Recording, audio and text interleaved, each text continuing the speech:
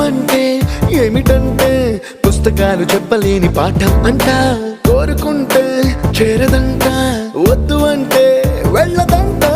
నేస్తమంటే ఏమిటంటే కన్నవాళ్ళు ఇవ్వలేని ఆస్తేనంట. ఇస్తూ నీకై ప్రాణం పంచిస్తూ తన అభిమానం, నీలో ప్రతి ఒంటరి తరుణం చెరిపేస్తూ ఎన్నో వేల కథలు. అరే ఇంకో కథ మొదలు. छोटी छोटी छोटी छोटी छोटी छोटी बातें, छोटी छोटी बातें बातें, मीठी मीठी मीठी मीठी मीठी मीठी यादें, मीठी मीठी यादें यादें.